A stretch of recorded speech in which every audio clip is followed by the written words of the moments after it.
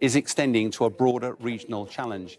Despite Iran's leadership promising that it wouldn't target its neighbours, those neighbours' leadership are now getting very angry because it's evident Iran is not just targeting American bases, it's also targeting some of their neighbours' infrastructure like oil and water.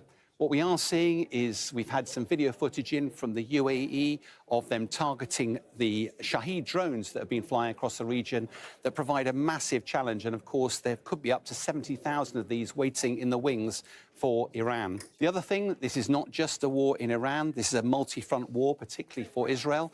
We've seen over the last 24 hours that the Israeli forces have targeted Hezbollah forces in southern Beirut, but they've also moved in on a ground operation to the southern part of the Lebanon.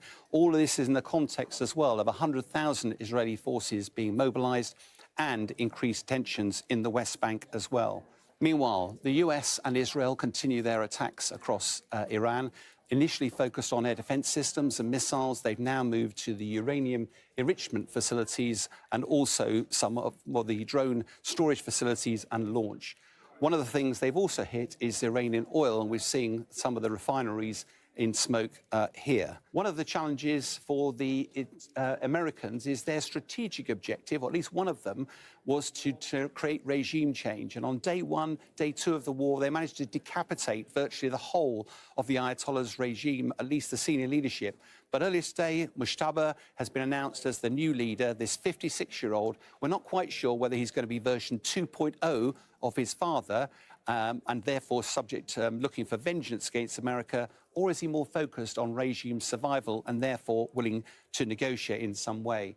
One of the first priorities will be to establish command and control within the regime, but also one of the things he'll be desperately keen to do is ensure his survival. He will not be forgetting the fact that the compound where his father was killed, even though it was the bit above ground that was initially targeted, now even the sanctuaries well below ground appears to have been destroyed. Israeli intelligence is still very strong, and also with American President Trump still threatening more action.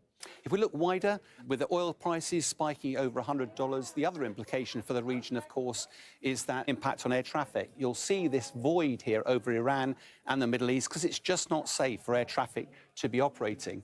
One of the key points here, of course, is that you're seeing some choke points around a host of military bases across the region, largely US military bases.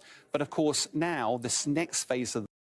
Now, more US aircraft are now in the UK after Sir Keir Starmer's initial refusal to let Washington use British military bases to launch attacks on Iran. So 3 more US bombers have landed at the UK's RAF Fairford base. The Boeing B-52 Stratofortress bombers are also carrying nearly 32,000 kilograms worth of weapons, and they join a fleet of US military planes now at the base in Gloucestershire. Our security and defence analyst Michael Clark is here with us. Michael, great to see you. Good morning. Morning. What scale of arrivals have we seen on British bases? Well, quite a lot. All of these heavy bombers are at Fairford because that's just the nature of what they've got at Fairford. They wouldn't go to Mildenhall or Lakenheath, the other two bases the Americans use. They could in an emergency, but Fairford is better placed.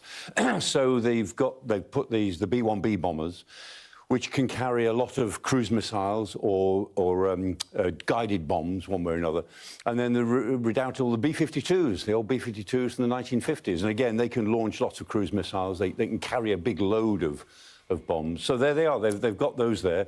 They've been using Fairford to go in and out because a lot of heavy aircraft have landed their transport aircraft on their way to the Middle East.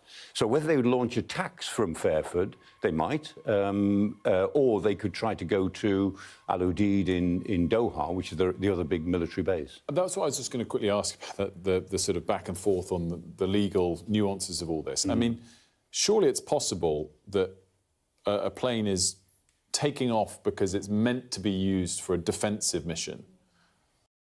A necessary and proportionate response to Typhoon aircraft. That's different to bombing raids, say British aircraft bombing inside Iran as part of the American targets. Public sort of just doesn't really get. It's so interesting to hear you talk about what you think that it will be seen to be unlawful. It's really interesting to get that analysis through. Yeah, you know, the 2003 invasion of Iraq, is always said an illegal invasion of Iraq. It wasn't illegal. Nobody has ever been able to decide that that was an illegal invasion. But it was extraordinarily foolish, and it was a big strategic error. And in this case, I think, this will go down in history as the illegal